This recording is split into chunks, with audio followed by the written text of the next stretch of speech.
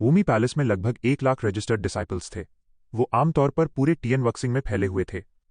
वहां हजारों inner disciples और 200 से ज्यादा प्रो डिसाइपल्स थे, लेकिन कोर डिसाइपल्स सिर्फ 4 थे। इतने सारे लोग, उनमें से एक बड़ा हिस्सा आज दबी के दिन इकट्ठा होने वाला था, और माहौल सच में बहुत जबरदस्त लग रहा था। पहाड़ की चोटी पर बादलों के बीच एक शानदार हॉल खड़ा था। वहां से एक शाही हवा बाहर की तरफ फैल रही थी। उसका गहरा पीला रंग समय के बीतने की गवाही दे रहा था। हॉल के सामने का बड़ा सा स्क्वायर पहले ही लोगों के समंदर में बदल चुका था। भीड़ बहुत ज्यादा थी, फिर भी कोई शोर नहीं था। दसियों हजार लोग शांति से बैठे थे। स्क्वायर के पास वूमी पैलेस के इनर डिसाइपल्स बैठे थे। बाहर वाले रजिस्टर्ड डिसाइपल्स उन्हें बहुत इज्जत और जलन भरी नजरों से देख रहे थे। वो सब भी एक दिन इनर डिसाइपल्स का हिस्सा बनने के लिए कड़ी मेहनत करते थे। इनर गेट में कदम रखने के बाद ही किसी को वूमी पैलेस का असली डिसाइपल माना जाता था। नजरें दूर तक जा रही थीं। स्क्वायर के अंदर एक खास जगह बनी हुई थी। वहां सैकड़ों लोग बैठे थे और उनके अंदर से स्ट्रॉन्ग जीन एनर्जी फ्लक्चुएशंस महसूस हो रही थीं। ये वूमी पैलेस के प्रो डिसाइपल्स थे, यहाँ के असली एलीट्स। अगर वो रजिस्टर्ड डिसाइपल्स इनर डोर वालों से जलते थे तो इन लोगों को देखकर वो पूरी तरह से खौफ में आ जाते थे। अगर कोई प्रो डिसाइपल बन जाए तो वो महान ताकत की निशानी माना जाता था। जाहिर है, पूरे स्क्वायर का सबसे आई कैचिंग हिस्सा और भी अंदर था। वहां 4 ऊंचे प्लेटफॉर्म्स बने हुए थे और उन चारों पर 4 लोग बैठे थे।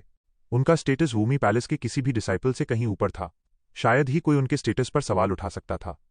वो वूमी पैलेस के 4 कोर डिसाइपल्स थे, यानी सबसे अहम लोग। स्क्वायर के सामने पत्थर की कुर्सियों की एक लाइन लगी थी। यिन कोंगहाई, डाओबिन और बाकी धर्मा प्रोटेक्टर्स और एल्डर्स आराम से उस पर बैठकर नजारा देख रहे थे। नीचे से मिली इन्फॉर्मेशन के हिसाब से इस बार लगभग 100 रजिस्टर्ड डिसाइपल्स होंगे, जिन्हें फॉर्मल डिसाइपल्स बनकर इनर डोर में जाने का मौका मिलेगा। यिन कोंगहाई ने पूरे नजारे पर एक नजर डाली और हल्की सी मुस्कान के साथ कहा। डाओबिन ने धीरे से सिर हिलाया। ये नंबर पहले से बेहतर था। नीचे वाले छोटे बच्चे आजकल बहुत मेहनत कर रहे थे। छू लिन अभी तक नहीं आया? डाओबिन ने अचानक पूछा। हाँ। यिन कोंगहाई ने सिर हिलाया और हंसते हुए बोला, फिलहाल ये कल्टिवेशन के लिए सबसे जरूरी समय है। एल्डर मार्शल ब्रदर को उसमें काफी इंटरेस्ट है और वो उस पर नजर रख रहे हैं। अगर वो नहीं आ पाया तो छू लिन की फाइट को अगले महीने तक के लिए टाल देंगे। कल्टिवेशन ज्यादा जरूरी है, डाओबिन ने मुस्कुराते हुए कहा। वो नहीं चाहता था कि छू लिन इतनी जल्दी सामने आए।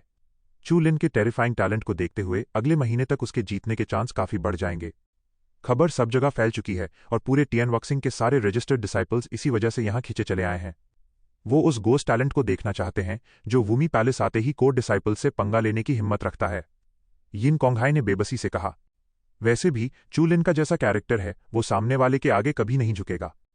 ये कैरेक्टर तो बिल्कुल ये शिंगे जैसा है। डोबिन का चेहरा अचानक उदास हो गया और उसने आह भरी। वरना एल्डर मार्शल ब्रदर ये शिंगे और उनकी पत्नी कभी डीमन किंगडम नहीं जाते।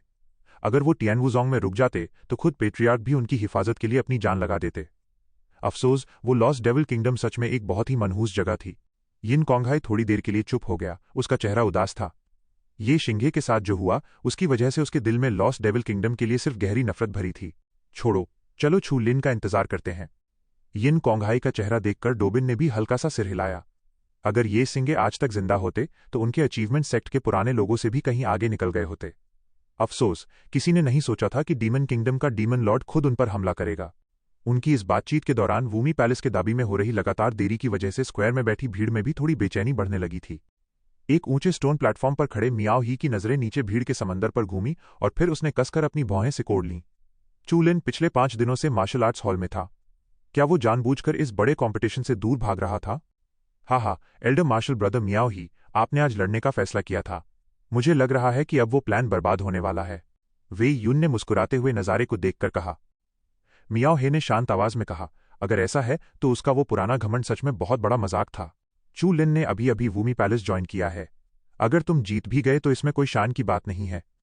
सबसे पुराने और काबिल कोर डिसाइपल लॉन्गचोंग ने अपनी भौहें सिकोड़ते हुए कहा।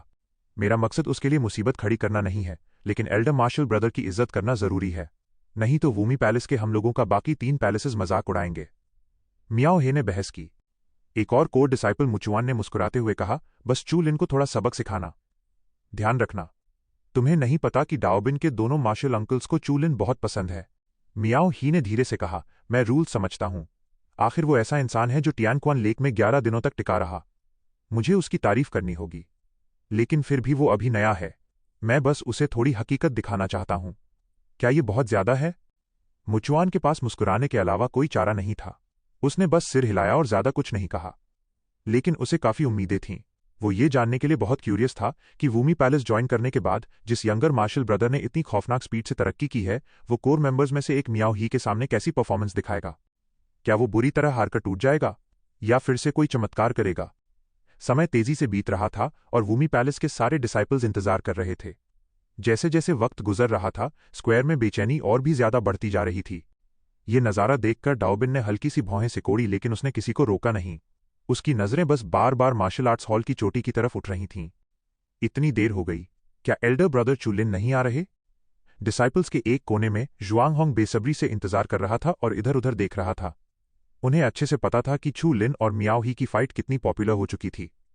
अगर छू लिन बिल्कुल नहीं आया तो लोगों को बातें बनाने से रोकना मुश्किल हो जाएगा।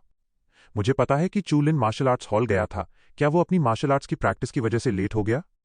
लियांगवान ने थोड़ा सोचा और फिर अपने बगल वाले लोगों से बेबसी में बोला, हम सिर्फ इंतजार कर सकते हैं।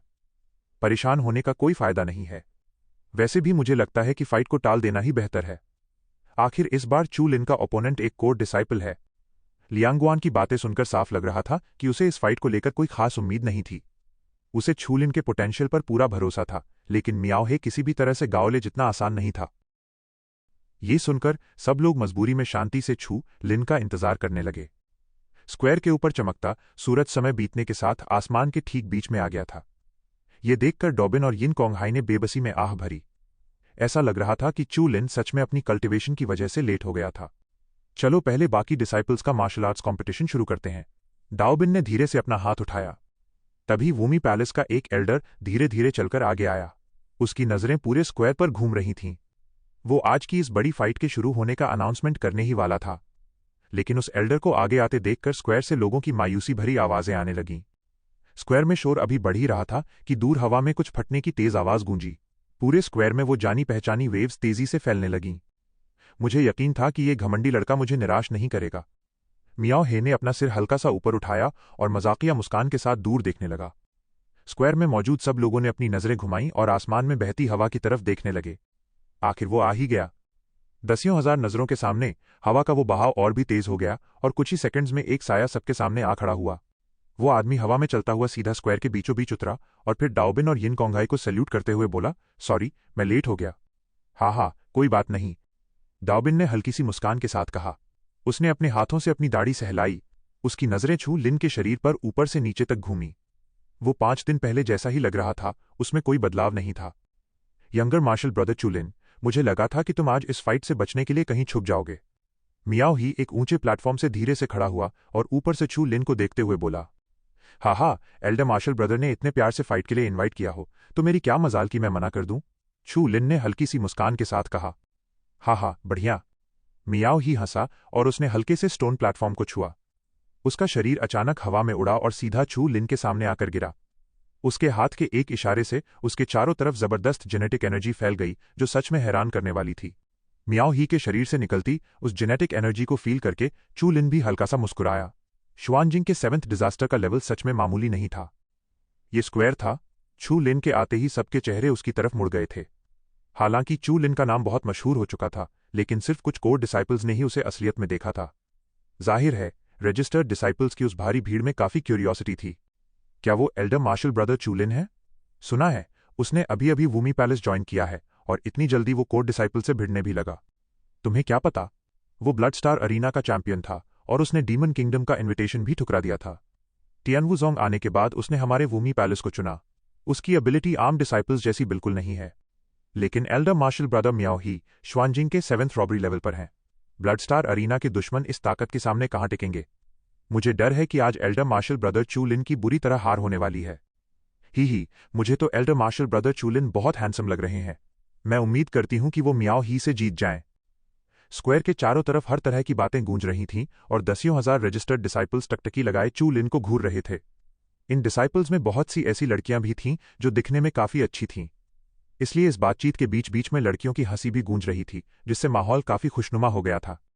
ये सारे कमेंट सुनकर चू लिन अपनी हंसी नहीं रोक पाया और उसकी नजरें भीड़ पर घूमी। आज पहली बार उसने छुपकर उनका जायजा लिया था, तब जाकर उसे एहसास हुआ कि यहां डिसाइपल्स की गिनती कितनी खौफनाक थी। वूमी पैलेस में सबसे कम लोग होने के बावजूद यहां इतने सारे डिसाइपल्स थे और हर कोई कम से कम शुआनजिंग के अर्ली स्टेज पर था। अगर ध्यान से देखा जाए तो सिर्फ वूमी पैलेस की वजह से ही यहाँ श्वांजिंग रेलम के दसियों हजार एक्सपर्ट्स मौजूद थे। अगर बाकी तीनों पैलेसेस को भी मिला लिया जाए तो ये गिनती क्या होगी? सच में स्टारगेट कहलाने लायक। ये सब सोचकर छू लिन हैरान हुए बिना नहीं रह सका। अब उसे समझ में आ गया था कि इंटरस्टेलर फोर्स इस कैंगलन वर्ल्ड का सरगना क्यों है। इस ताकत के सामने कोई भी प्लैनेट उस इंटरस्टेलर फोर्स की बराबरी नहीं कर सकता था। खासकर वो दो जगहें जहां ब्लू स्प्रिंग मौजूद है, वो तो सच में अनोखी होंगी। अंकल डाओबिन, अब जब यंगर मार्शल ब्रदर चू लिन आ ही गया है तो क्या हमारी फाइट शुरू की जा सकती है? आखिर अभी भी बहुत सारे डिसाइपल्स हमारा इंतजार कर रहे हैं। मियाओ हे ने डॉबिन की तरफ देखते हुए मुस्कुराकर कहा। ये सुनकर डॉबिन ने तुरंत सिर हिलाया। उसने छू लिन और मियाओ हे की तरफ देखा और उसकी आवाज थोड़ी भारी हो गई।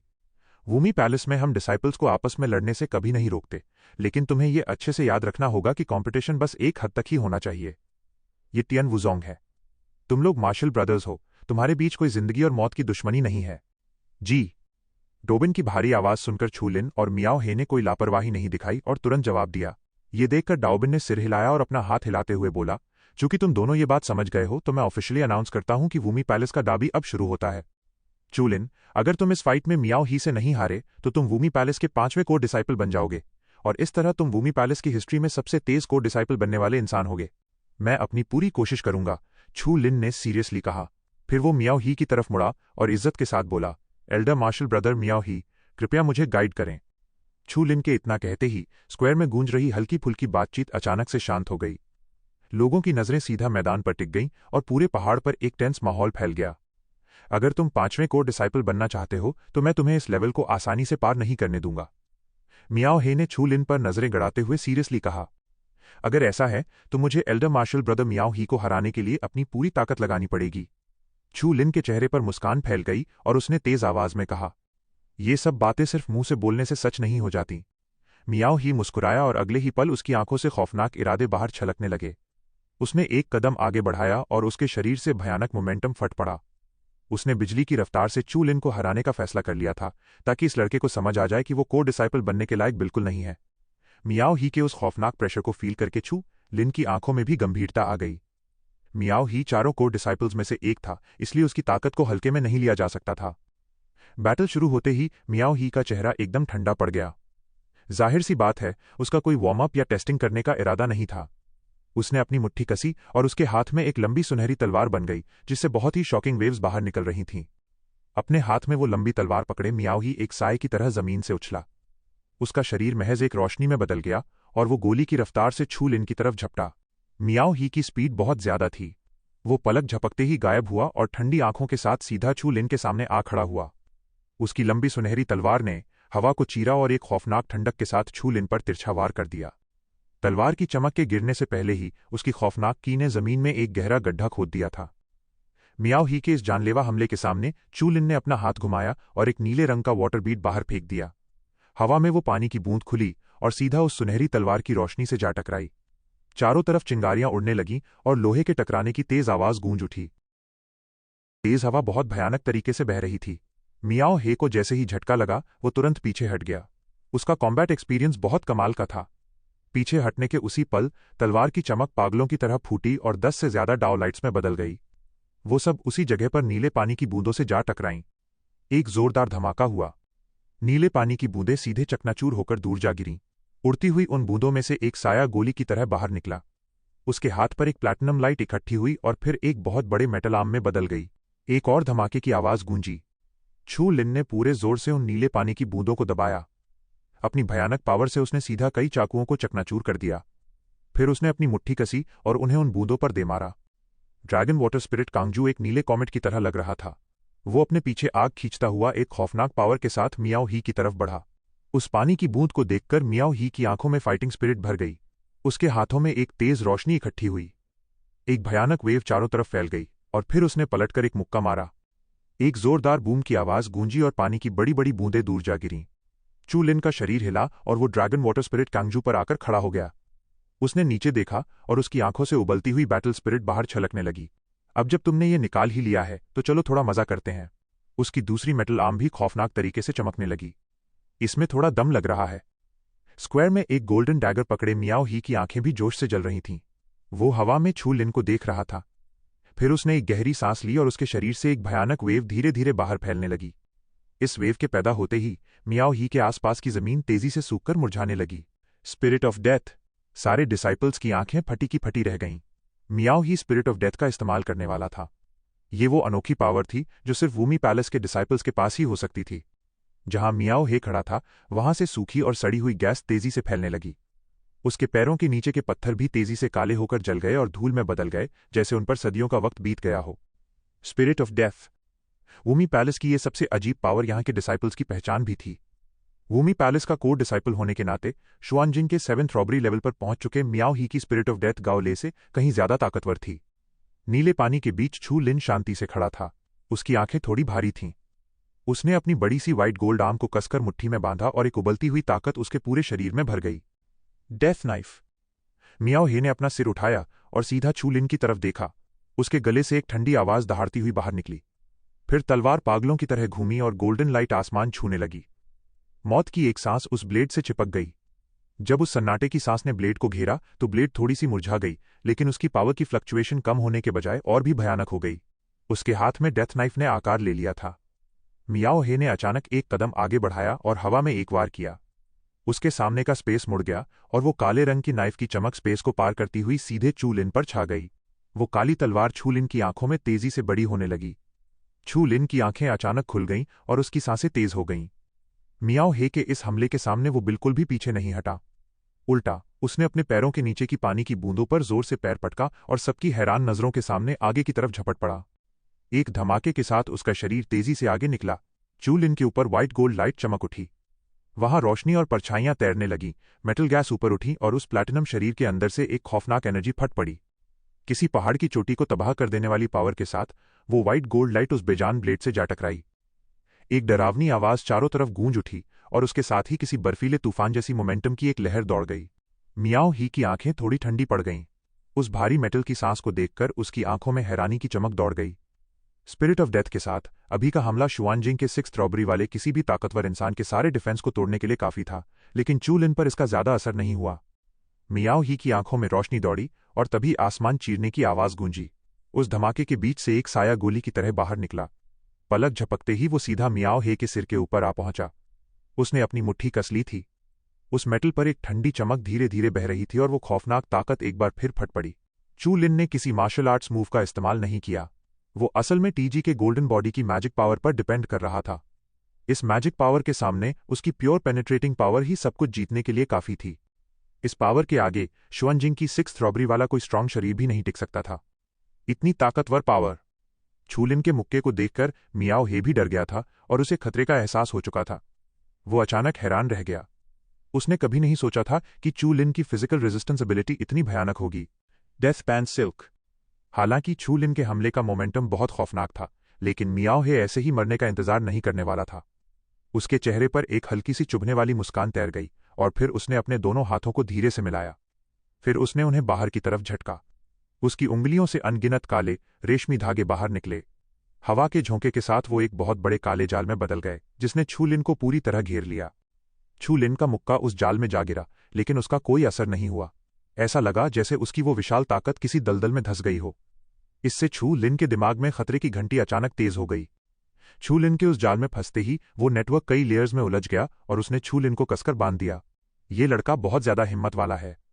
इतने बड़े जाल में सीधा घुस गया। एक बार अगर कोई थ्रेड ऑफ डेथ में फंस जाए तो उससे बाहर निकलना बहुत मुश्किल होता है। मुचुआन ने अपनी भौहें हल्की सी ऊपर उठाईं और शांत आवाज में कहा। वेई यून ने भी कंधे उचकाए और बोला, हाँ, कुछ देर के लिए तो चू लिन एल्डर मार्शल ब्रदर मियाओ ही के हमलों का एक जिंदा टारगेट बन जाएगा। यंगर मार्शल ब्रदर चू लिन, यही तुम्हारे और मेरे बीच का फर्क है। अगर तुम कोर डिसाइपल बनना चाहते हो तो अभी तुम थोड़े बच्चे हो। मियाओ हे के चेहरे पर अचानक एक ठंडी मुस्कान फैल गई। उसके हाथ लगातार हिल रहे थे और मौत का एक साया उसके हाथों पर लिपट गया। फिर वो एक भयानक पावर के साथ बाहर की तरफ फैलने लगा। एनाइलेशन पॉम। मियाओ हे का चेहरा बहुत डरावना लग रहा था। उसने बिना किसी झिझक के अपना हाथ आगे बढ़ाया।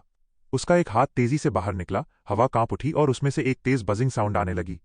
मियाओ हे का हमला बहुत तेज था। हथेली की हवा तेज आवाज कर रही थी। अगर ये हमला सच में छू लिन को लग जाता तो वो पक्का बुरी तरह जख्मी हो जाता।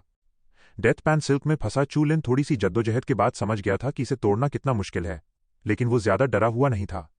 उसने मियाओ हे की तरफ से आती उस तेज हवा को देखा और फिर एक गहरी सांस ली। उसके शरीर के अंदर और बाहर क्यूई की 8 छोटी लहरें तेजी से उबलने लगीं। सबकी आंखों के सामने ही चू लिन की विशाल मेटल आर्म में एक खौफनाक सन्नाटा छा गया।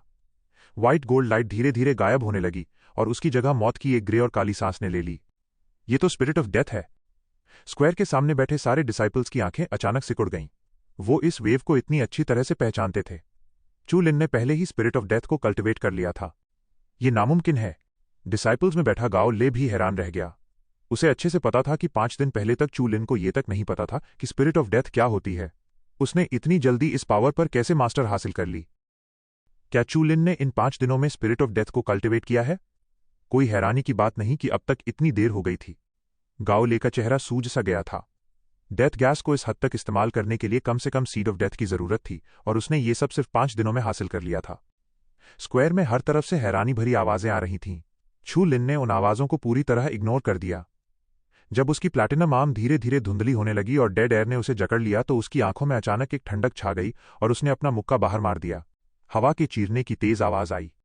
चू लिन के मुक्के की ताकत सबसे पहले उसके शरीर पर लिपटे डेथ पैन सिल्क के जाल से जा टकराई। लेकिन इस बार उसे ऐसा बिल्कुल नहीं लगा कि वो किसी दलदल में फंसा है और बाहर नहीं निकल सकता। एक खौफनाक फोर्स बाहर निकली और मौत का वो जाल बुरी तरह हिलने लगा। कुछ ही देर में वो जाल अचानक टूटकर बिखर गया। जैसे ही डेथ पैन सिल्क फटा, मियाओ ही की खौफनाक पाम विंड बिल्कुल सही समय पर वहां पहुंच गई। सबकी टकटकी लगाए नजरों के सामने वो हमला चू लिन की काली और व्हाइट गोल्ड बॉडी से जा टकराया। एक भयानक धमाका हुआ। टेरर की पावर किसी सॉलिड लहर की तरह कांप उठी। आसपास की जमीन अचानक फटकर हिलने लगी, जिससे एक बड़ा सा जाल फट गया और आसमान में धूल और कंकड़ उड़ने लगे। फिर लोगों की नजरों के सामने दोनों साए एक साथ पीछे की तरफ उड़े। उनके पैर जमीन के पत्थरों में धंस गए थे। 10 मीटर से ज्यादा पीछे खिसकने के बाद वो लड़खड़ाते हुए रुके। जमीन पर 2 गहरे निशान बन चुके थे।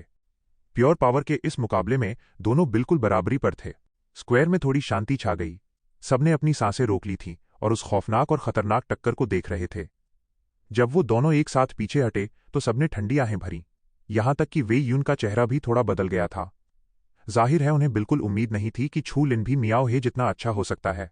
हालांकि मियाओ ही ने अभी तक अपनी सबसे खतरनाक टैक्टिक्स का इस्तेमाल नहीं किया था, लेकिन उसका रेल्म चू लिन से 2 ग्रेड्स ऊपर था। स्टोन चेयर पर बैठे डाओबिन और यिन कोंगहाई अपने सामने का ये नजारा देख रहे थे और उनकी आंखों में भी एक अजीब सी रोशनी चमक रही थी। ब्लडी अरीना का चैंपियन सच में बहुत अनोखा है। मियाओ ही का चेहरा एकदम सीरियस हो गया था। अगर उसने पहले चू लिन को हल्के में लिया था तो अब वो उसे एक कोर डिसाइपल के बराबर का दुश्मन मान रहा था। चू लिन ने हल्के से अपने होंठ दबाए। उसने अपनी हथेली कसी और उसकी बांह पर एक हल्की सफेद रोशनी चमकने लगी। वो लगातार अपने शरीर के सुन्नपन और दर्द को दूर करने की कोशिश कर रहा था। अगर उसने अपनी टाइटेनियम एलॉय बॉडी की मजबूती का सहारा नहीं लिया होता तो वो पक्का बुरी तरह जख्मी हो जाता। चू लिन, अगर तुम मेरे इस मूव को सह गए तो मैं मान लूंगा कि तुम भी कोर डिसाइपल्स में से एक हो। मियाओ हे का चेहरा भारी लग रहा था। उसने अचानक एक कदम आगे बढ़ाया और उसके हाथ तेजी से हिलने लगे। उसके शरीर से एक काली रोशनी धीरे धीरे बाहर आ रही थी और एक दमघोंटू खौफनाक महक हवा में फैलने लगी। Big break empty palm. जैसे ही मियाओ हे के शरीर से वो महक उठी, पत्थर की कुर्सी पर बैठे डोबिन और यिन कोंगहाई के साथ वे यूं और बाकी दोनों लोगों के चेहरे बुरी तरह बदल गए। उन्होंने तुरंत उस यूनिक स्किल को पहचान लिया जो इस्तेमाल हो रही थी। मार्शल आर्ट्स हॉल की 4 सबसे बड़ी सुपरनैचुरल पावर्स और मार्शल आर्ट्स में से एक ठंडी सांस उसके फेफड़ों में भर गई। चू लिन ने भी उन 4 स्टोन टैबलेट्स की चीजें देखी थीं, इसलिए जाहिर है कि उसने सामने वाले इस नज़ारे को पहचान लिया था। उसका चेहरा धीरे धीरे गंभीर और कड़क हो गया। फिर उसने अपनी लंबी इंडेक्स फिंगर उठाई और धीरे से अपने माथे के बीचों बीच इशारा किया। वहां एक रहस्यमयी काली रोशनी चमक रही थी। स्टोन चेयर पर बैठे डाओबिन और यिन कोंगहाई ने चू लिन का ये रूप देखा। पहले तो वो हल्के से सन्न रह गए और फिर अचानक जैसे होश में आ गए। अचानक उनकी आंखों में एक अजीब और गहरा भाव आ गया। उनकी आवाज थोड़ी भारी हो गई और वो हैरानी से चिल्ला उठे, क्या ये? जब लोग इसके बारे में बातें कर रहे थे, चू लिन के माथे पर बनी वो ग्रे लाइंस और भी गहरी और मोटी होने लगीं। वो धीरे धीरे फैल और रेंग रही थीं, जैसे उस ग्रे लाइन से कुछ बाहर निकलने वाला हो। एक दहाड़ गूंजी। चू लिन की तरफ छाई शांति से बिल्कुल अलग मियाओ ही की एनर्जी इस वक्त खौफनाक तरीके से उबल रही थी। वो भयानक gene energy fluctuation death gas के साथ मिलकर बाहर की तरफ उमड़ रही थी। उसका मोमेंटम सच में कमाल का था। मियाओ ही के शरीर से एक काला धुआं सा उठा और फिर धीरे धीरे इकट्ठा होने लगा, जो बादलों से ढके एक पाम प्रिंट में बदलता हुआ लग रहा था। उस पाम प्रिंट का शेप नॉर्मल नहीं था। वो घने बादलों जैसा था जो बार बार जुड़ और बिखर रहे थे। वो देखने में बहुत ही भद्दा लग रहा था। स्क्वायर के पास खड़े लॉन्ग चोंग जैसे लोगों के चेहरे भी मियाओ ही के इस खौफनाक अटैक मोमेंटम को देखकर गंभीर हो गए थे। जहां तक उन 100 के करीब ऑर्डिनरी डिसाइपल्स की बात थी, वो तो और भी ज्यादा सदमे में थे। उस भयानक फ्लक्चुएशन को देखकर उन्हें अच्छे से पता था कि अगर वो उनके सामने खड़े होते तो पक्का उसी वक्त हार जाते। कोर डिसाइपल कहलाने लायक।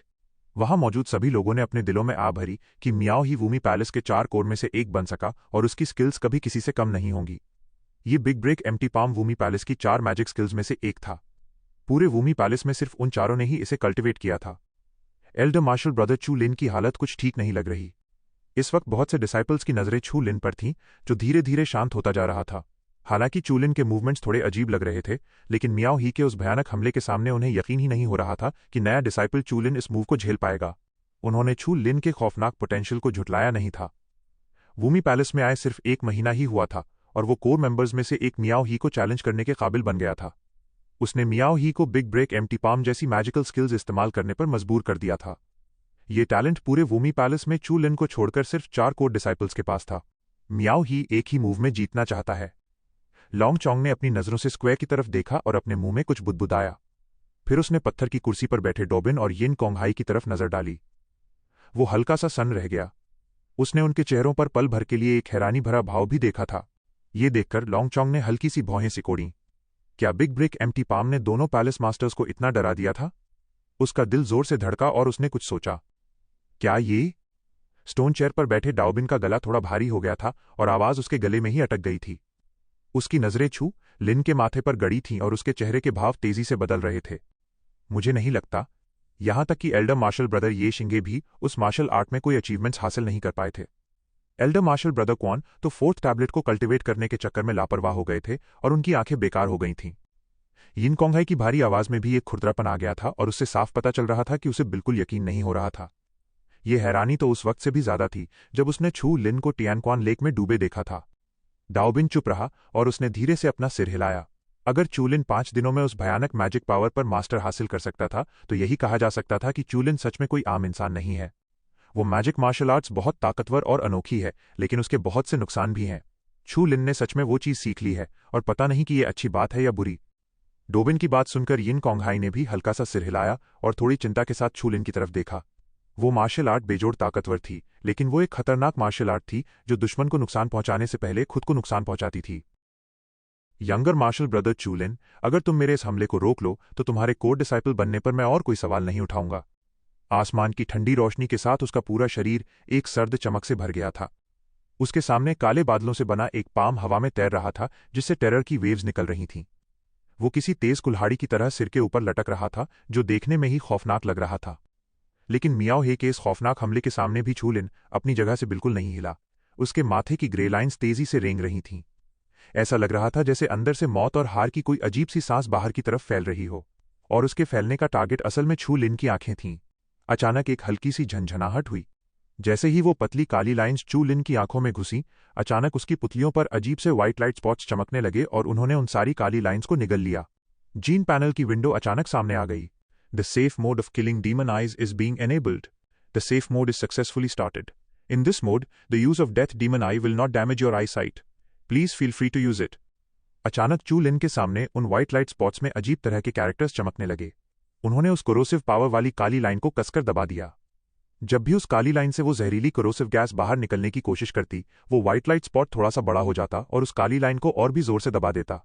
Big break empty palm. सामने वाले ने कुछ बुदबुदाया और फिर हवा में एक जोरदार धमाका हुआ।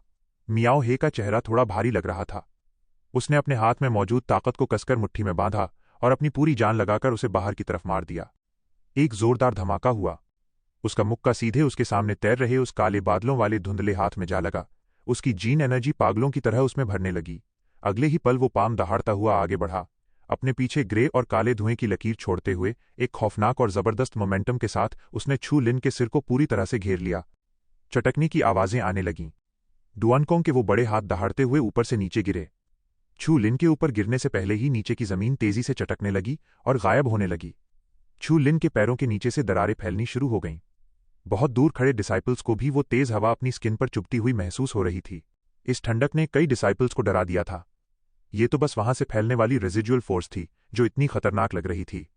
अगर वो छू लिन की जगह खड़े होते तो पक्का वहीं के वहीं उनके चिथड़े उड़ जाते और उनका नामो निशान तक नहीं बचता। एल्डर मार्शल ब्रदर चू लिन अभी तक हिले क्यों नहीं? प्रो डिसाइपल कैंप के एक कोने में बैठे जुआंग होंग और बाकी लोगों के चेहरे टेंशन से भरे थे। छू लिन को अपनी जगह से बिल्कुल ना हिलता देख अनजाने में ही उनकी सांसें अटक रही थीं। एक जोरदार गूंज उठी। डुअनकॉन्ग का वो बड़ा हाथ कुछ ही सेकंड्स में तेजी से छू लिन के सिर के ऊपर पहुंच गया। भीड़ ने अपनी सांसें रोक ली थीं। तभी इतनी देर से शांत खड़े छू लिन ने आखिरकार अपना सिर हल्का सा ऊपर उठाया और अपनी आंखें खोल दीं। चू लिन की आंखें खुलते ही उसके माथे की वो ग्रे लाइन अचानक फट गई। उसके माथे पर एक काली रोशनी इकट्ठी हुई और एक अजीब सी काली आंख में बदल गई। उस काली आंख के सामने आते ही चू लिन के आसपास का स्पेस अचानक मुड़ने और घूमने लगा। एक टेरिफाइंग वेव ने सब कुछ फाड़ कर रख दिया। काली रोशनी के बाहर आते ही स्टोन चेयर पर बैठे दोनों लोगों के चेहरों का रंग पूरी तरह उड़ गया। वो अचानक अपनी जगह से खड़े हो गए और चिल्ला उठे, डेथ डीमन आए। हवा के चीरने की तेज आवाज आई। उनके इस तरह हैरानी से खड़े होते ही चू लिन के माथे पर बनी उस काली आंख से एक पतली सी ब्लैक लाइट कॉलम फट पड़ी। वो बिना कोई आवाज किए हवा को चीरती हुई निकली और सीधा उस बड़े ग्रे पाम से जा टकराई। दरारें पड़ने की आवाजें आने लगीं। दोनों हैरान कर देने वाले अटैक्स आपस में टकराए। वहां कोई बहुत बड़ा मोमेंटम नहीं दिखा। उस ब्लैक लाइट ने अपनी खौफनाक पावर से उस बड़े से पाम को सीधा आर पार चीर दिया। उस पाम पर दरारें पड़ने लगीं और सारे डिसाइपल्स की डरी हुई नजरों के सामने वो अचानक टूटकर बिखर गया। मियाओ हे का वो खौफनाक हमला छू लिन ने इतनी आसानी से चीर कर रख दिया था। मियाओ ही भी उतना ही डरा हुआ और हैरान था। इससे पहले कि वो कुछ समझ पाता या सोच पाता, उसने देखा कि एक ब्लैक लाइट कॉलम खौफनाक स्पीड से सीधा उसकी तरफ आ रही है। ये वही पतली सी लाइट कॉलम थी जिसने उसके बिग ब्रेक एम्प्टी पाम को चीर दिया था। ये बहुत फास्ट है, मैं बच नहीं सकता। लाइट की वो बीम इतनी फास्ट थी कि मियाओ ही को रिएक्ट करने का मौका ही नहीं मिला। उसने गुस्से में अपने दांत पीसे। एक तेज चमक बाहर निकली और उसके सामने एक बहुत मोटी और ताकतवर लाइट शील्ड में बदल गई। अगले ही पल वो ब्लैक लाइट कॉलम पलक झपकते ही उसके सामने पहुंच गई। अनगिनत लोगों की नजरों के सामने वो उस गोल्डन शील्ड से जा टकराई। तभी मियाओ ही के चेहरे पर खौफ छा गया। उसे एहसास हो गया था कि इस भयानक हमले के सामने उसके डिफेंस का कोई फायदा नहीं था। एक खौफनाक एहसास उसके दिमाग पर छा गया। स्टोन चेयर पर बैठे डाओबिन का चेहरा थोड़ा भारी हो गया। उसका शरीर हिला और वो अजीब तरह से अपनी जगह से गायब हो गया। उसे बीच में दखल देना ही पड़ा। ब्लैक लाइट कॉलम के छूते ही वो शानदार शील्ड एक खौफनाक स्पीड से टूटने लगी। वो डिफेंस टैक्टिक्स जो श्वानजिंग के 7th रॉबरी लेवल वाले किसी भी स्ट्रांग इंसान को रोक सकती थी, इस वक्त कागज और मिट्टी के किसी खिलौने जैसी लग रही थी। मियाओ हे का चेहरा डर और खौफ से भरा था। लेकिन जाहिर सी बात है, चारों कोर डिसाइपल्स में से एक होने के नाते वो कोई कमजोर इंसान नहीं था।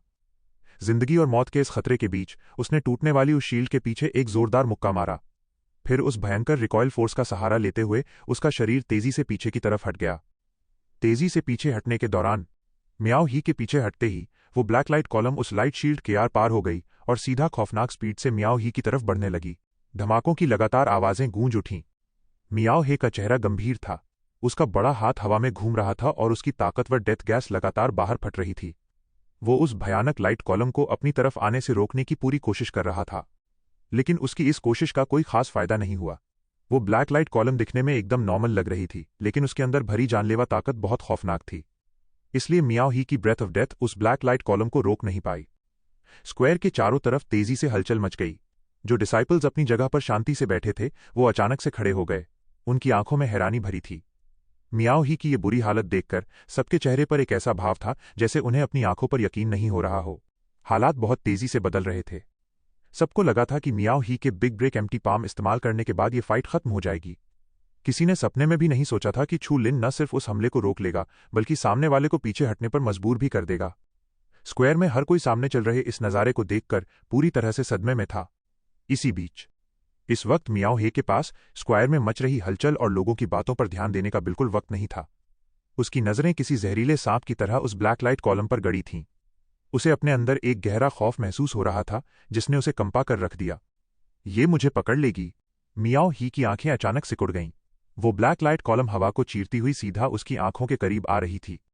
मुझे यकीन नहीं होता, श्वानजिंग के 7th रॉबरी लेवल पर होने के बावजूद मैं तुम्हें रोक नहीं पा रहा।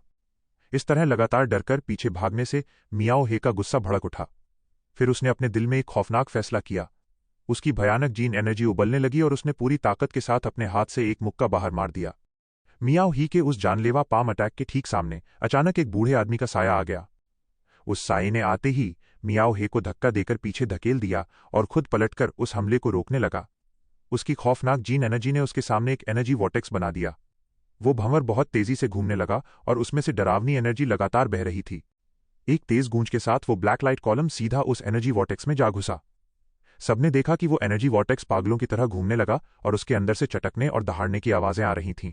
डाउबिन की आंखें थोड़ी गंभीर हो गईं। उसने एनर्जी वॉर्टेक्स में घूमते उस ब्लैक लाइट कॉलम को देखा और फिर अपनी हथेली से एक हल्का सा थप्पड़ मारा। अगले ही पल वो एनर्जी वॉर्टेक्स बिना किसी आवाज के गायब हो गया। उसके अंदर फंसा हुआ ब्लैक लाइट कॉलम भी किसी रहस्यमयी तरीके से मिट गया। डोबिन के इस खतरे को टालने के बाद घबराया हुआ मियाओ हे जमीन पर गिर पड़ा। उसकी आंखों में एक अजीब सा खौफ साफ दिख रहा था। इस वक्त पूरे स्क्वायर में सन्नाटा छाया हुआ था। सब लोग अचानक से कूदकर बीच में आए, डाओबिन को घूर रहे थे और डर के मारे अपना थूक निगल रहे थे। वूमी पैलेस के डिसाइपल्स होने के नाते उन्हें अच्छे से पता था कि डिसाइपल्स के बीच की फाइट्स में पैलेस मास्टर कभी दखल नहीं देते। इसकी जरूरत ही नहीं पड़ती जब तक कि हालात पूरी तरह से बेकाबू ना हो जाएं। लॉन्गचोंग और बाकी लोगों ने सामने का नजारा देखा तो उनका दिल भी जोर से धड़कने लगा। चूलिन, क्या ये मैजिक पावर डेथ डीमन आई है? डाओबिन की आंखों में कई तरह के भाव थे और वो लगातार छू लिन को देख रहा था। ये शब्द सुनते ही पूरे स्क्वायर में लोगों के लंबी सांस खींचने की आवाजें गूंज उठीं। खासकर लॉन्गचोंग, मियाओ ही और बाकी दोनों लोगों की आंखों में तो साफ खौफ उतर आया था। ये पक्का वूमी पैलेस की सबसे खौफनाक और रहस्यमयी मार्शल आर्ट्स थी। मार्शल आर्ट्स हॉल में मौजूद उन चारों स्टोन स्टील मार्शल आर्ट्स में से ये एक थी। उन चारों मार्शल आर्ट्स में डेथ डीमन आई पर कंट्रोल करना सबसे मुश्किल था।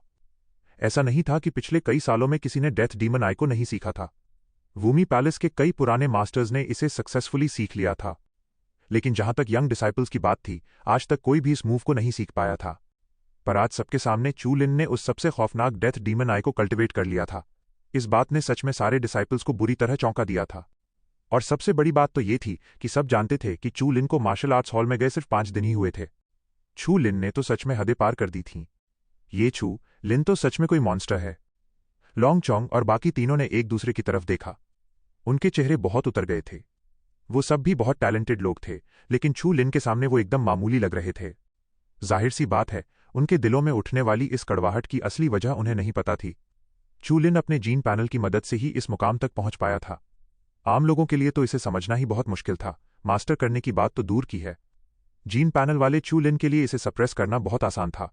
सबकी नजरें घूमकर चू लिन पर टिक गईं। चू लिन के माथे पर बनी वो काली आंख तेजी से सिकुड़ी और गायब होने लगी। आखिर में वो सिर्फ ग्रे लाइंस में बदल गई और फिर पूरी तरह मिट गई। उस काली आंख के गायब होते ही चू लिन का चेहरा भी पीला पड़ गया। डेथ डीमन आई के उस अटैक में बहुत ज्यादा जीन एनर्जी, मेंटल पावर और फिजिकल स्ट्रेंथ खर्च हुई थी। ये चू लिन की उम्मीद से कहीं ज्यादा था। अगर डोबिन ने ठीक वक्त पर आकर उस हमले को नहीं रोका होता तो मियाओ हे पक्का बहुत बुरी तरह जख्मी हो जाता। ये ब्लड स्टार अरीना नहीं था। वहां मारना जरूरी होता था, लेकिन यहां खुद पर कंट्रोल रखना पड़ता था। पैलेस मास्टर, मैंने अभी जिस मैजिक स्किल का इस्तेमाल किया वो सच में डेथ डीमन आई ही थी, चू लिन ने डोबिन से बड़ी इज्जत के साथ कहा। फिर उसने एक हल्की सी फीकी मुस्कान के साथ बोला, डेथ डीमन आई पर मेरी मास्टरी अभी बहुत कमजोर है। मैं इसे अच्छे से कंट्रोल नहीं कर पाता और मेरी पावर भी अभी इसके लिए काफी नहीं है। अच्छा, तो ये बात है, डाओबिन ने धीरे से कहा और फिर पल भर के लिए चुप हो गया। ऐसा लग रहा था जैसे वो अपने अंदर मची खलबली को शांत करने की कोशिश कर रहा हो। डाओबिन को इस तरह चुप देखकर चू लिन को थोड़ा अजीब लगा। उसे समझ आ गया था कि इतनी जल्दी डेथ डीमन आई को सीख लेने की बात ने डाओबिन को बहुत गहरा सदमा दिया है। स्टोन चेयर पर बैठा यिन कोंगहाई मन ही मन बहुत खुश हो रहा था। चू लिन का टैलेंट जितना शानदार होगा, वूमी पैलेस के लिए वो उतना ही ज्यादा फायदेमंद साबित होगा। इतने लंबे वक्त से उन्हें ऐसा खौफनाक टैलेंट देखने को नहीं मिला था। डेथ डीमन आई की अटैक पावर बहुत ही जानलेवा होती है। अगर तुम अभी भी इसे पूरी तरह कंट्रोल नहीं कर सकते तो बेहतर होगा कि तुम अपने एल्डर मार्शल ब्रदर्स के बीच इसका इस्तेमाल ना करो। और इसके अलावा इस तरह की ईवल मैजिक पावर वाली मार्शल आर्ट्स इंसान के शरीर को भी नुकसान पहुंचाती हैं। जब तक बहुत ज्यादा मजबूरी ना हो, इसका इस्तेमाल अंधाधुंध बिल्कुल मत करना। डाओबिन अब तक होश में आ चुका था। उसके चेहरे पर एक गंभीर भाव था और उसने छू लिन को समझाते हुए कहा, ठीक है, मैं समझ गया। छू लिन ने सीरियसली सिर हिलाया। उसने उन्हें यह नहीं बताया कि अपने जीन पैनल की वजह से उसे डेथ डीमन आई के नुकसान की कोई फिक्र नहीं थी। जीन पैनल उसका सबसे बड़ा सीक्रेट था। छू लिन हमेशा से बहुत सावधान रहने वाला इंसान था, इसलिए वो इसे किसी के सामने नहीं लाना चाहता था। भले ही उसे पता था कि डाओबिन उसे कोई नुकसान नहीं पहुंचाएगा। आज की ये फाइट यहीं खत्म होती है। अब से तुम वूमी पैलेस के 5वें कोर डिसाइपल हो। क्या किसी को इस पर कोई ऐतराज है? डाओबिन की नजरें लॉन्गचोंग और बाकी तीनों पर घूमी और उसने उनसे पूछा। ये सुनकर लॉन्गचोंग और बाकी तीनों कुछ पल के लिए हिचकिचाए और फिर उन्होंने धीरे से अपना सिर हिलाकर मना कर दिया। इस बार मियाओ हे ने भी कड़वाहट भरी हंसी के साथ एक आह भरी। छू लिन की ताकत देखने के बाद उनके अंदर विरोध करने की कोई हिम्मत ही नहीं बची थी। जैसे ही उन चारों ने हामी भरी, पूरे स्क्वायर में अचानक से जोरदार शोर मच गया। लोगों की आंखों में जोश और आग साफ झलक रही थी। वो स्क्वायर में खड़े उस पतले से इंसान को देख रहे थे और उनके चेहरे पर गहरी इज्जत थी। आज की इस फाइट ने वूमी पैलेस के अनगिनत डिसाइपल्स का दिल पूरी तरह जीत लिया था। आज से वो वूमी पैलेस की हिस्ट्री में सबसे कम वक्त में कोर डिसाइपल बनने वाला इकलौता इंसान बन गया था। डाओबिन के चू लिन को 5वां कोर डिसाइपल अनाउंस करने के बाद उसने अपना हाथ हल्का सा हिलाया। लोगों ने देखा कि उन चारों ऊंचे स्टोन प्लेटफॉर्म्स के बगल की जमीन अचानक तेज आवाज के साथ कांपने लगी। वहां से उठती हुई जीन एनर्जी ने एक नया प्लेटफॉर्म बाहर निकाल दिया जो बिल्कुल उन चारों के बराबर था। अब से वूमी पैलेस के हर बड़े मैच में ये जगह चू लिन की होगी। ये उसकी पहचान और शान की निशानी थी। चू लिन ने भी कोई दिखावा नहीं किया और हवा में उड़कर सीधा अपने उस स्टोन प्लेटफॉर्म पर जाकर खड़ा हो गया। हा, यंगर मार्शल ब्रदर चू लिन को बहुत बहुत बधाई हो। लॉन्ग चोंग के चेहरे पर एक अच्छी मुस्कान थी और उसने खुशी से कहा। वी यूं मुचुआन और बाकी लोग भी चू लिन की तरफ देखकर सिर हिला रहे थे। अगर पहले की बात करें तो वो सब अपनी पोजीशन और ग्रेड्स को लेकर काफी घमंडी थे। उनमें से कुछ छू लिन को अपने से कम समझते थे, लेकिन आज उनकी वो सारी गलतफहमियां पूरी तरह धुल चुकी थीं। अभी हुई फाइट में छू लिन ने जो ताकत दिखाई थी, उसके बाद वो लोग भी उसे हल्के में लेने की गलती नहीं कर सकते थे। 4 एल्डर मार्शल ब्रदर्स, आगे से हमें एक दूसरे का ख्याल रखना होगा। लॉन्ग चोंग और बाकी तीनों की इस दोस्ती के आगे छू लिन ने भी कोई नाटक नहीं किया। आगे चलकर उसे वूमी पैलेस में बहुत लंबा वक्त बिताना था। जाहिर है उसे अपने इन ब्रदर्स के साथ अच्छे रिश्ते बनाकर रखने थे। ब्लडस्टार अरीना में हुई उस खूनी और धोखेबाज जिंदगी के बाद चू लिन वैसी जिंदगी में दोबारा बिल्कुल नहीं लौटना चाहता था। यंगर मार्शल ब्रदर का टैलेंट सच में खतरनाक है। कोई हैरानी की बात नहीं कि डाओबिन और अंकल यिन कोंघाई इसे इतनी अहमियत देते हैं। लॉन्ग चोंग और बाकी तीनों ने एक दूसरे की तरफ देखा और एक दूसरे की आंखों में उन्हें वही बात नजर आई। स्टोन चेयर पर डाओबिन वापस अपनी जगह पर बैठ गया और अपना बड़ा हाथ हिलाते हुए उसने वूमी पैलेस के दबी को आगे बढ़ाने का ऐलान किया। बस इसके बाद के मैचेस चू लिन और मियाओ ही की फाइट जितने रोमांचक नहीं थे। वूमी पैलेस के सारे डिसाइपल्स और रजिस्टर्ड डिसाइपल्स की उस भारी भीड़ ने इनर डिसाइपल्स के बीच अपनी जगह बनाने की पूरी कोशिश की। ये फाइट पूरे एक दिन तक चलती रही। जब चांद पहाड़ की चोटी पर पहुंच गया, तब जाकर उस पहाड़ पर मची हलचल धीरे धीरे शांत हुई। ढेर सारे डिसाइपल्स आपस में जोर शोर से बातें करते हुए पहाड़ से नीचे उतरने लगे। छू लिन ने आराम से अंगड़ाई ली और खड़ा हो गया। लड़के, तुमने आज कमाल कर दिया। यिन कोंघाई मुस्कुराते हुए उसके सामने खड़ा था। हाँ, अंकल यिन, आप ज्यादा तारीफ कर रहे हैं। बस मेरी हालत डेथ डीमन आई की कल्टीवेशन रिक्वायरमेंट से मैच कर गई। अभी भी मेरी डेथ डीमन आई पर पूरी पकड़ नहीं है, छू लिन ने हल्की सी मुस्कान के साथ कहा। हालांकि यिन कोंघाई वूमी पैलेस का डेप्यूटी हेड था और उसका स्टेटस बहुत ऊंचा था, लेकिन उसके सामने चू लिन को ज्यादा झिझकने की जरूरत नहीं थी। शैतान लड़के, यिन कोंघाई ने अपना सिर हिलाया और धीरे से बोला, अब तुम वूमी पैलेस के कोर डिसाइपल हो। जमकर प्रैक्टिस करो। 3 महीने से ज्यादा वक्त में मिशन टैबलेट खुलेगा। उस समय तुम उसे समझ पाओगे या नहीं, ये तुम्हारे अपने चांस और एबिलिटी पर डिपेंड करेगा। 3 महीने बाद। छू लिन हल्का सा हैरान हुआ और फिर उसकी आंखों में एक चमक दौड़ गई। वो अच्छे से जानता था कि वो अभी वूमी पैलेस में था, लेकिन सिर्फ वूमी पैलेस में ही। टिएनवुजोंग बहुत बड़ा था और बाकी 3 पैलेसेस का भी हर जगह दबदबा था। अगर सच में टिएनवुजोंग की चोटी पर खड़ा होना था तो उसे मिशन टैबलेट का राज समझना ही होगा, वरना बाकी 3 पैलेसेस के उन टॉप एक्सपर्ट्स के सामने जिन्होंने सांशन फॉर्मूला की प्रैक्टिस की थी, उसके हाथ बंधे ही रह जाएंगे। और तो और उसके नाम के साथ वूमी पैलेस के डिसाइपल समेत बहुत से लोग ये जानना चाहते थे कि मिशन टैबलेट खुलने वाले दिन क्या चू लिन सच में उस चीज को समझ पाएगा। एक बार अगर वो कामयाब हो गया तो वो टिएनवुजोंग के टॉप डिसाइपल्स के बराबर हो जाएगा। अगर वो नाकाम रहा तो हर तरह की बातें बनने लगेंगी। पास्ट में वो बहुत शानदार रहा था। लोग उसे टिएनवुजोंग के टॉप विजर्ड से कंपेयर करते थे। उसकी हार यकीनन वूमी पैलेस के बहुत सारे डिसाइपल्स को निराश कर देगी। मिशन टैबलेट को समझने के सामने उसकी पास्ट अचीवमेंट्स कुछ भी नहीं थीं। छू लिन ने यिन कोंघाई की उत्सुक आंखों में देखा और धीरे से अपने होंठ दबा लिए। उसे पता ही नहीं चला कि कब उसके कंधों पर इतनी सारी उम्मीदों का बोझ डाल दिया गया था। मैं अपनी पूरी कोशिश करूंगा, छू लिन ने शांत आवाज में कहा। माइशे टैबलेट खुलने के कुछ समय बाद ही तियांगुजोंग दबी होगा। उस दिन वूमी पैलेस कैसी परफॉर्मेंस दे पाता है, ये तुम 5 कोर डिसाइपल्स पर ही डिपेंड करेगा। वूफा पैलेस की एल्डर मार्शल सिस्टर जाओ मेंग्यू का क्या? छू लिन ने अचानक पूछा। जाओ मेंग्यू बहुत हाई पोटेंशियल वाली लड़की है, लेकिन अभी वो पक्का 9th रॉबरी ऑफ स्वानजिंग के इम्पैक्ट में होगी। अपनी दाढ़ी पकड़ते हुए यिन कोंघाई ने सोचा कि जाओ मेंग्यू के उस खौफनाक टैलेंट की वजह से वो भी उस पैलेस से जलते थे। 9th robbery of स्वानजिंग। छू लिन हैरान रह गया। वो वूफा पैलेस की एल्डेस्ट मार्शल सिस्टर थी। अगर वो इससे भी आगे निकल गई तो उसकी ताकत का अंदाजा लगाना भी मुश्किल हो जाएगा। वैसे एक और बात है। यिन कोंघाई के चेहरे पर अचानक एक अजीब सा भाव आ गया। पिछले 5 दिनों में मिलेनियम पेविलियन की यिन क्यूई तुम्हारा हाल चाल पूछने आई थी। क्या तुम्हारा उसके साथ कोई चक्कर है? यिन क्यूई। चू लिन ने अपने होंठ चटकाए और उसे तुरंत ब्लड स्टार अरीना की वो खूबसूरत लड़की याद आ गई। हाँ हाँ, लड़के, तुम्हारी किस्मत सच में बहुत अच्छी है। यिन क्यूई पूरे कैंगलिन की सबसे खूबसूरत लड़की है। उसका मार्शल आर्ट्स का पोटेंशियल और भी ऊंचा है। यहां तक कि जाओ मेंग्यू जैसी लड़की भी उसके सामने फीकी पड़ जाती है। पूरे कैंगलिन वर्ल्ड के पता नहीं कितने यंग हीरोज उसका दिल जीतने के लिए उसके आगे पीछे घूमते रहते हैं। यिन कोंगहाई ने जोर से छू लिन के कंधे पर मुक्का मारा और उसकी मुस्कान थोड़ी अजीब थी। लड़के, कोई भी उसकी आंखों में नहीं बस पाता। अगर तुम उसे अपने प्यार में फंसा लो तो कियनशी के पेविलियन की वो बुढ़ियाएं गुस्से में अपनी सैकड़ों लाठियां तोड़ देंगी। छू लिन 2 बार हंसा। वो और यिन क्यूई एक दूसरे को बिल्कुल भी नहीं जानते थे। फिलहाल उन दोनों के बीच का फासला बहुत बड़ा था, प्यार में फंसाने की बात तो बहुत दूर की थी। डेथ डीमन आई की खबर तेजी से हर जगह फैल गई। हर कोई बस हैरान था और जल रहा था। वूमी पैलेस के बहुत सारे डिसाइपल्स चू लिन के टैलेंट से जलने लगे थे। उस भयंकर फाइट की वजह से ही चू लिन ने वूमी पैलेस में अपने पैर मजबूती से जमा लिए थे। कोर डिसाइपल बनने से वूमी पैलेस में उसका स्टेटस बहुत ऊपर उठ गया था। वूमी पैलेस के डिसाइपल्स जब भी उसे देखते तो उम्र में बड़े होने के बावजूद भी वो इज्जत से उसे एल्डर मार्शल ब्रदर ही बुलाते थे। अनजाने में ही छू लिन के पीछे चुपचाप डिसाइपल्स की एक भीड़ इकट्ठी होने लगी थी। वो सब उसके फॉलोअर्स बन गए थे और इस तरह वूमी पैलेस का 5वां सबसे बड़ा फैक्शन बन गया था। लेकिन छू लिन इन सब चीजों से बेपरवाह था और उसके दिमाग में कोई फालतू विचार नहीं थे। दाबी के बाद के 1 महीने तक चू लिन ने अपना ज्यादातर समय मार्शल आर्ट्स हॉल में बिताया। बाकी 3 स्टोन स्टील्स को स्टडी करने के बजाय उसने खुद को डेथ डीमन आई वाले स्टोन टैबलेट के सामने बैठने के लिए पूरी तरह से झोंक दिया। डेथ डीमन आई की खौफनाक अटैक पावर मियाओ ही के साथ हुई उस लड़ाई में साफ दिख गई थी। लेकिन चू लिन को अभी भी इस मैजिकल मार्शल आर्ट्स के खौफ का सिर्फ हल्का सा ही अंदाजा था। इसलिए अगले 1 महीने तक वो हमेशा उस स्टोन टैबलेट के स्पेस में ही रहता था और कैंडल ड्रैगन का स्पिरिचुअल बैप्टिज्म लेता रहता था। अपने जीन पैनल की मदद से चू लिन को खुद को तकलीफ देने वाली इस प्रैक्टिस के दौरान मार्शल आर्ट से होने वाले नुकसान की कोई फिक्र नहीं थी। इस कड़ी ट्रेनिंग से चू लिन ने धीरे धीरे डेथ डीमन आई पर अपना कंट्रोल हासिल कर लिया।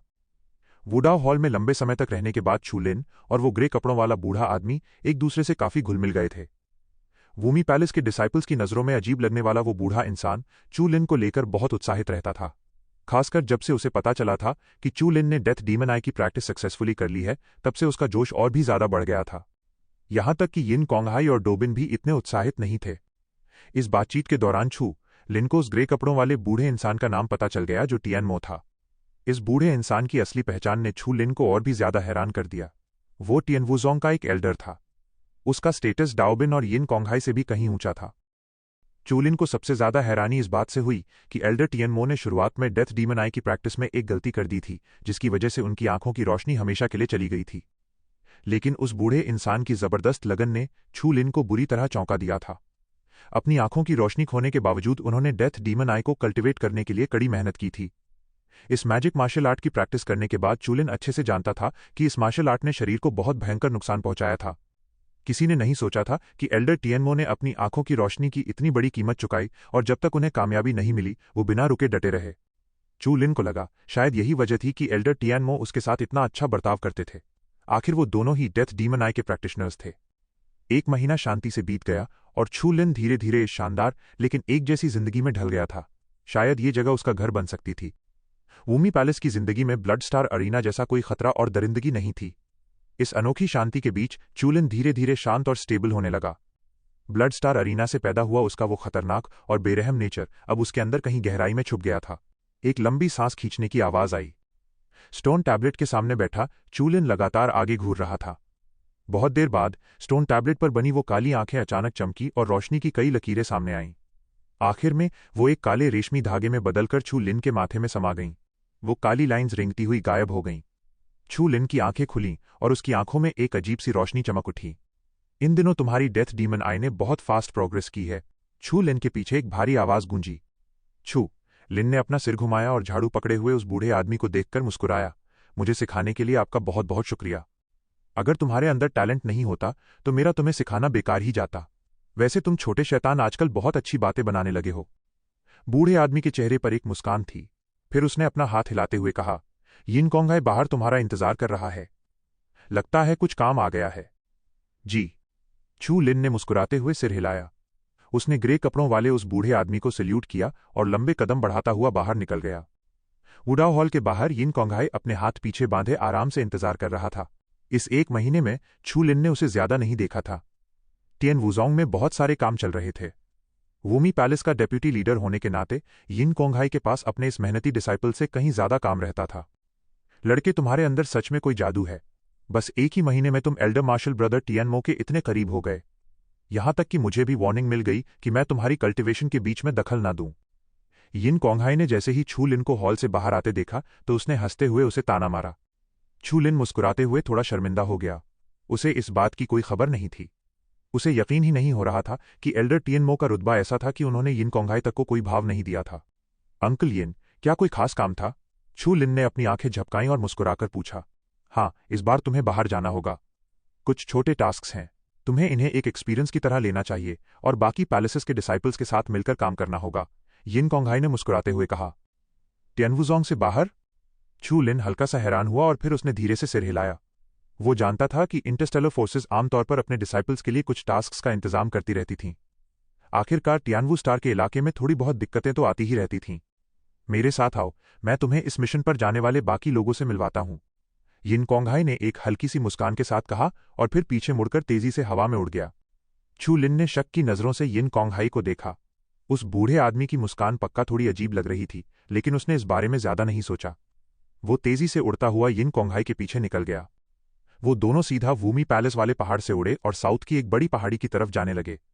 जब वो वहां पहुंचने ही वाले थे तब छू लिन की नजरें तेजी से वहां खड़े लोगों पर घूमी और अचानक उसका चेहरा सख्त हो गया। वहां शांति से खड़े लोगों के बीच सफेद कपड़ों में एक लड़की अपनी गोल आंखों से उसे ही घूर रही थी। उसकी आंखों में एक हल्की सी मजाकिया चमक थी। ये वही लड़की थी जिसने सेक्ट ज्वाइन करने के बाद चू लिन से बहस की थी, जाओ मेंगडी। उसके काले बाल उसकी कमर तक आ रहे थे। वो पूरी तरह से जोश और जवानी से भरी लग रही थी। उसके आसपास का माहौल भी जैसे खिल उठा था, जिसकी वजह से आसपास की एनर्जी में भी एक हल्की सी कंपन महसूस हो रही थी। जो कोई भी इस लड़की को देखता उसका मूड अपने आप खुश हो जाता। लेकिन छू लिन परेशान हो गया था, क्योंकि उसे पता था कि दिखने में प्यारी लगने वाली इस लड़की को झेलना कितना मुश्किल था। अब उसे समझ आ गया था कि यिन कोंगहाई अजीब तरह से क्यों मुस्कुरा रहा था। उस बूढ़े को अच्छे से पता था कि यहां क्या होने वाला है। छू लिन की नजरें कुछ पल के लिए जाओ मेंगडी पर रुकीं और फिर तेजी से हटकर बाकी दोनों लोगों पर चली गईं। वो दोनों सीधे साधे यंग डिसाइपल्स लग रहे थे। उनमें से एक काले कपड़ों में था और दूसरा सफेद कपड़ों में। वो दोनों ही काफी हैंडसम और रुतबे वाले लग रहे थे, लेकिन छू लिन को देखने वाली उनकी नजरों में थोड़ा घमंड भरा था। छू लिन को इस बात से कोई हैरानी नहीं हुई। पिछले कुछ सालों में वूमी पैलेस हमेशा सबसे नीचे ही रहा था, इसलिए जब भी बाकी तीनों पैलेसेस के डिसाइपल्स उनसे मिलते थे तो वो हमेशा इसी तरह घमंड दिखाते थे। और तो और इन दोनों के अंदर से निकलने वाली जीन एनर्जी की फ्लक्चुएशन किसी भी तरह से मियाओ ही से कम नहीं थी। चू लिन को समझ आ गया था कि अपने अपने पैलेसेस में इनका भी कोई बड़ा स्टेटस होगा, शायद ये भी कोर डिसाइपल्स हों, इसलिए उनका थोड़ा घमंडी होना नॉर्मल सी बात थी। हा, क्या वूमी पैलेस के लोग आ गए? जाओ मेंगड़िए के आगे खड़े सफेद बालों वाले एक बूढ़े आदमी ने मुस्कुराते हुए छू लिन और यिन कोंगहाई की तरफ देखा। यिन कोंगहाई ने मुस्कुराते हुए जवाब में अपना सिर हिलाया। फिर उसने चू लिन की तरफ मुड़कर कहा, ये टियानहुआ एल्डर हैं। ये लड़का वही छू लिन है जिसने वूमी पैलेस में तहलका मचा रखा है। वूमी पैलेस ज्वाइन करने के सिर्फ एक महीने बाद ही ये कोर डिसाइपल बन गया। सच में बहुत बढ़िया। ये स्पीड तो टियानवुजोंग के रिकॉर्ड को भी पार कर गई है। सफेद बालों वाले उस बूढ़े आदमी ने छू लिन को देखा और हंस पड़ा। उसकी बात खत्म होते ही सफेद बालों वाले उस बूढ़े के पीछे खड़ी जाओ मेंगडी ने अपनी काली और सफेद आंखें झपकाईं और छू लिन को घूरा। जाहिर है उसे भी इस बारे में पता था। जब उसने ये खबर सुनी थी तो सिर्फ वो ही नहीं बल्कि उसकी बहन जाओ मेंग्यू भी बुरी तरह हैरान रह गई थी। किसी ने सपने में भी नहीं सोचा था कि चू लिन इतनी तेज स्पीड से वूमी पैलेस का कोर डिसाइपल बन जाएगा।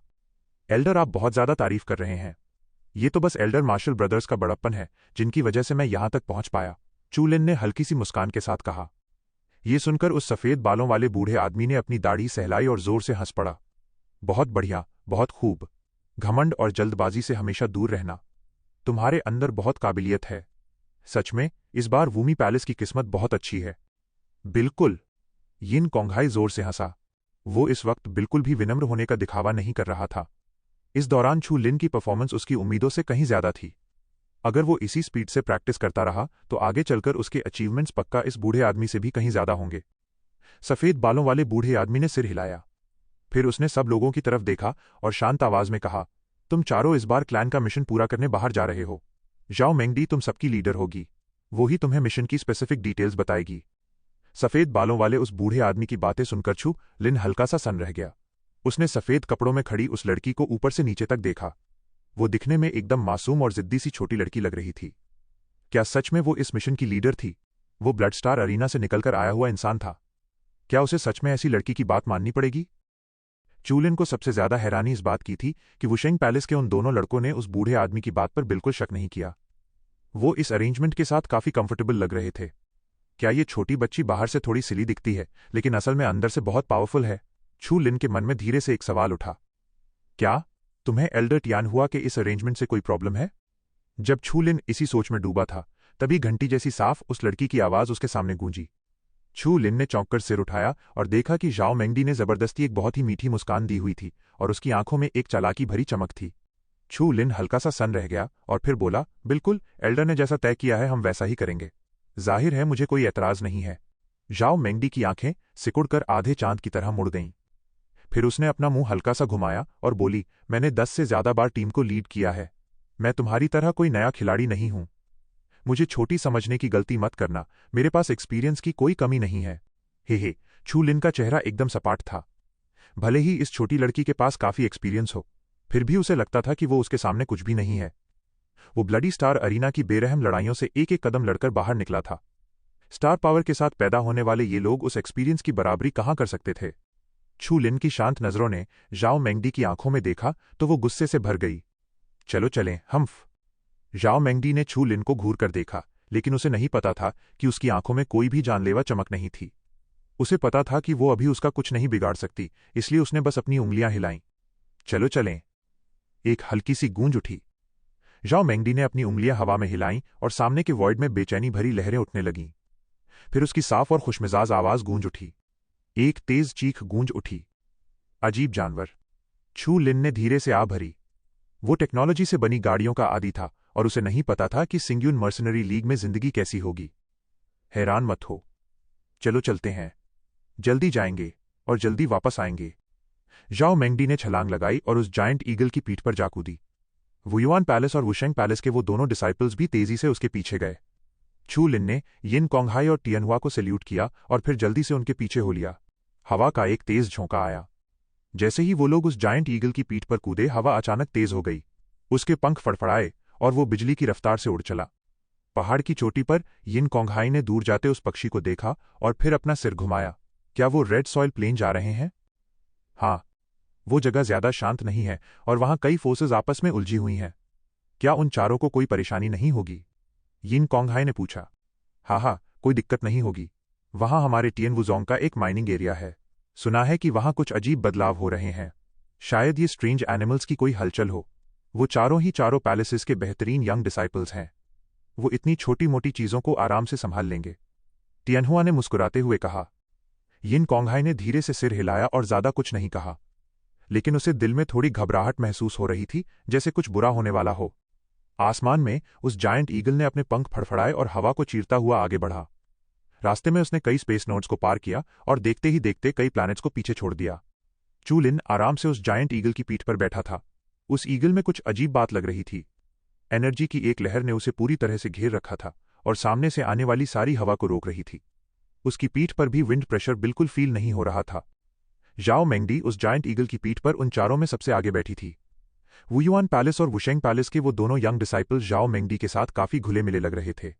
वो आपस में हंस हंसकर बातें कर रहे थे। छू लिन चुपचाप उनकी बातें सुन रहा था और उसे बातों का अंदाजा भी हो रहा था। वो दोनों लड़के जाओ मेंगडी को बहुत पसंद करते थे और छू लिन को ये कोई अजीब बात नहीं लगी।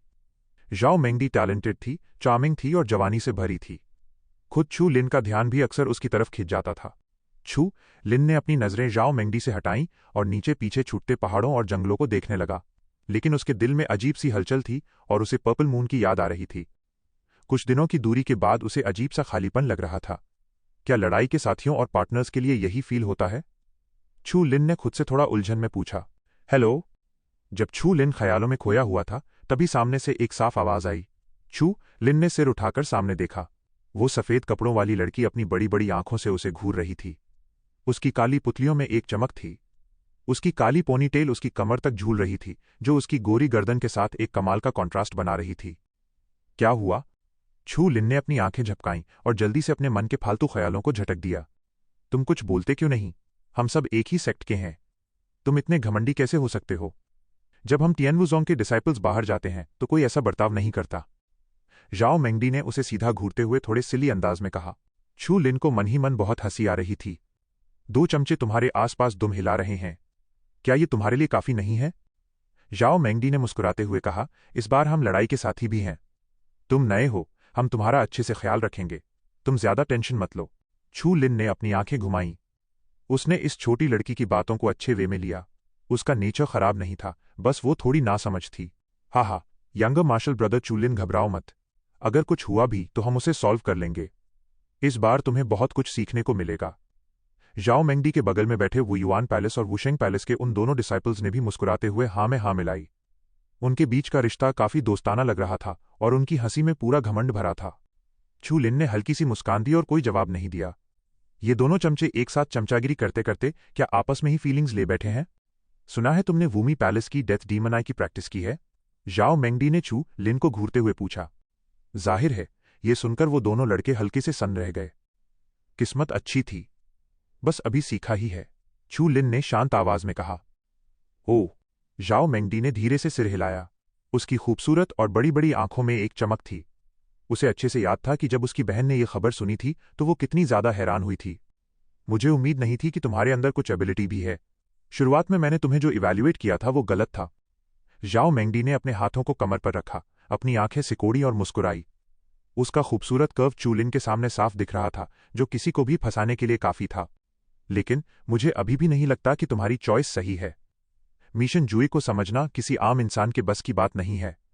अगर तुम हमारे वूफा पैलेस में होते तो तुम्हारे पास हमारे डिवाइन रूल्स को समझने का ज्यादा चांस होता और तुम्हारे लिए एक टॉप जीनियस बनना काफी आसान हो जाता। जाओ मेंगडी ने प्यार से कहा। जाओ मेंगडी के खिले हुए चेहरे को देखकर छू लिन ने एक हल्की सी मुस्कान के साथ कहा, क्या तुम्हें लगता है कि मैं माइशे जुए को नहीं समझ सकता? तो फिर क्यों ना हम इस पर शर्त लगाएं? लगाओ शर्त, मैं डरती नहीं हूं। जाओ मेंगडी ने तुरंत कह दिया और फिर उसे हल्का सा पछतावा हुआ क्योंकि उसके पास दांव पर लगाने के लिए कुछ नहीं था। हम एक दूसरे की डिमांड पर शर्त लगाते हैं। जो भी जीतेगा वो हारने वाले से कोई भी एक काम करवाएगा। छू लिन ने मजे लेते हुए कहा। तुम हम्फ, खैर मुझे बिल्कुल यकीन नहीं है कि तुम मिशनजू सीख सकते हो। जाओ मेंगडी ने अपने दांत पीसे, अपना सिर घुमाया और गुस्से में वापस अपनी जगह पर बैठ गई। बड़ा ईगल हवा में उड़ रहा था। उस ईगल की पीठ पर जाओ मेंगडी और छू लिन इस मिशन के बारे में डिटेल से बात कर रहे थे। कैंगलन की वांटेड लिस्ट? छू लिन हल्का सा हैरान हो गया। वूमी पैलेस के दिनों में उसे कैंगलन वर्ल्ड के बारे में काफी कुछ पता चल चुका था।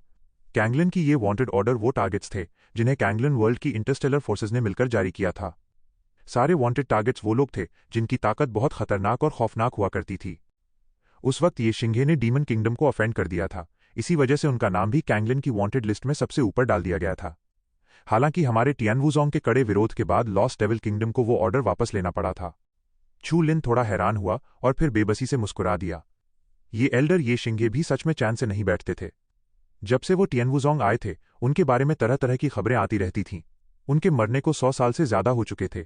फिर भी इससे कैंगलन की वांटेड ऑर्डर के वजन का अंदाजा लगाया जा सकता था कि कोई इंटरस्टेलर फोर्सेस को ऑफेंड करके भी बेफिक्र घूम सकता था, या फिर कोई ऐसी चीज नहीं थी जो मुमकिन ना हो। इस बार हम रेड सॉइल प्लेन जा रहे हैं, हमें भूलकर भी कोई पंगा नहीं लेना चाहिए। भले ही हम सब टियानवुज़ोंग के डिसाइपल्स हैं, लेकिन रेड सॉइल प्लेन चोर उचक्कों और तरह तरह की गंदी फोर्सेस से भरा पड़ा है। हमारी इंटरस्टेलर फोर्सेस का डर वहां के लोगों पर ज्यादा असर नहीं डालता। जाओ मेंगडी अपनी बड़ी बड़ी आंखें झपकाते हुए सीरियसली बोली। छू लिन ने चुपचाप इस बात को दिमाग में बिठा लिया, लेकिन उसे थोड़ी लाचारी महसूस हो रही थी। वांग यिन जैसी एक छोटी लड़की उसे इस तरह सीरियसली समझा रही थी, ये थोड़ा अजीब लग रहा था। टियानवुज़ोंग का वहां टियानक्वन क्रिस्टल का एक माइन है। इस बार वहां कुछ ऐसा हुआ है जिससे वहां की नॉर्मल माइनिंग रुक गई है। हमारा मकसद आगे जाकर उसका पता लगाना है। अगर सब कुछ ठीक रहा तो ये किसी स्ट्रेंज एनिमल्स का ही काम होगा। जाओ मेंगडी ने खुशी से कहा। छू लिन ने हल्का सा सिर हिलाया। वो टियानक्वन क्रिस्टल के बारे में जानता था। ये टियानक्वन कोंगजियांग जैसा ही था, लेकिन इसमें ज्यादा प्योर फ्री एनर्जी होती थी। बड़ी बड़ी पावर्स के बीच ये एक बहुत ही जरूरी स्ट्रेटेजिक रिसोर्स हुआ करता था। टियानवुज़ोंग की टियानक्वन लेक ऐसे ही टियानक्वन क्रिस्टल मिनरल से भरी पड़ी थी। हा, छोटी बहन मेंगड़िए के साथ होने से इस बार हमें कोई दिक्कत नहीं आएगी। इसे एक ट्रिप की तरह घूमते हैं। रेड सॉइल प्लेन भले ही डरावनी जगह है, लेकिन वहां का ब्लैक मार्केट बहुत अच्छा है। वहां हमें पूरी दुनिया की अजीब अजीब चीजें देखने को मिलेंगी और हमारा अच्छा एक्सपीरियंस भी हो जाएगा। जाओ मेंगडी के पास खड़े उस सफेद कपड़ों वाले आदमी ने मुस्कुराते हुए बात जोड़ी। सारी बातें होने के बाद छू लिन को उन दोनों लड़कों के बारे में थोड़ा अंदाजा हो गया था। सफेद कपड़ों वाले आदमी का नाम जियांग हाओ था और काले कपड़ों वाले का नाम लिन युआन था। वो दोनों अपने अपने पैलेसेस के कोर डिसाइपल्स थे। उनकी ताकत शुआनजिंग के 7th रॉबरी लेवल पर थी। ऊपर से देखने पर जाओ मेंगडी सबसे ज्यादा पावरफुल लग रही थी। उसके बाद लिन युआन और जियांग हाओ थे, जिनकी जीन एनर्जी की फ्लक्चुएशन हल्की सी कम थी। चू लिन को जाओ मेंगडी के अंदर से कुछ अजीब सी फ्लक्चुएशंस महसूस हो रही थीं। मामला इतना सीधा नहीं लग रहा था। हालांकि चू लिन को इन सब में पड़ने की कोई जल्दी नहीं थी। इस ट्रिप को आराम करने का मौका मानते हैं। रेड सॉइल प्लेन टियनवुजोंग से काफी दूर था। भले ही ईगल ने कई स्पेस पैसेजेस को पार किया था, फिर भी पहुंचने में पूरे 5 दिन लग गए। छठे दिन की सुबह होते ही ईगल की पीठ पर बैठे चू लिन ने अपना सिर हल्का सा ऊपर उठाया। स्पेस की हलचल के बाद सामने की जमीन खून की तरह लाल दिख रही थी और वहां से एक खतरनाक खौफनाक ऊर्जा उठ रही थी। इस इलाके से गुजरते वक्त छू लिन को साफ महसूस हुआ कि आसमान और जमीन के बीच का माहौल उलझा हुआ और केओटिक हो चुका था और वहां खून खराब की बू आ रही थी। अंधेरे जंगलों में छिपे कुछ ठंडे साए बार बार आसमान में उड़ रहे ईगल्स को घूर रहे थे। कहते हैं कि वहां 29 ब्लडी प्लैनेट्स हैं। क्या ये रेड सैटर्न उनमें से एक है? छू लिन ने हल्की सी भौहें सिकोड़ी। ये बिल्कुल वैसा ही था जैसा जाओ मेंगडी ने बताया था। हर तरफ खतरा मंडरा रहा था। रेड सॉइल प्लेन आ गया। जाओ मेंगडी ने एक लंबी सांस छोड़ी और पीछे मुड़कर खुशी से देखा। चलो पहले टियानक्वन क्रिस्टल माइन चलते हैं, वहां टियनवुजोंग के लोग होंगे। जियांग हाओ और छू लिन चुप रहे। वो इस जगह के लिए नए थे, इसलिए कुछ नहीं बोले। जाओ मेंगडी ने अपनी उंगलियों को हल्के से हिलाया। ईगल ने अपने पंख फड़फड़ाए, दिशा बदली और उसकी स्पीड फिर से बढ़ गई। इस बार सिर्फ आधे घंटे बाद ही छू लिन ने देखा कि खून की तरह लाल मैदान के अंत में छोटे छोटे पहाड़ खड़े हैं और पहाड़ों के बीच कुछ लोगों के साए हिलते हुए दिखाई दे रहे थे।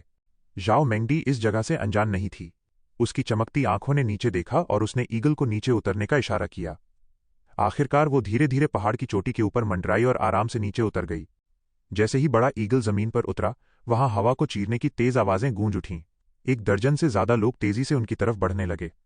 उनके कपड़ों और कमर के गहनों को देखकर साफ पता चल रहा था कि वो टियनवुजोंग के ही डिसाइपल्स थे। मेंगडी। आगे चल रही एक कर्वी महिला ने जैसे ही जाओ मेंगडी को देखा, उसके चेहरे पर खुशी चमक उठी। Hwan D. जाओ मेंगडी ने उस महिला को देखते ही मुस्कुराते हुए दौड़ लगा दी। हुआन डी ने जल्दी से भीड़ पर एक नजर डाली। जब उसकी नजर चू लिन पर पड़ी तो वो थोड़ा सन्न रह गई। शुआनजिंग का 5th रॉबरी?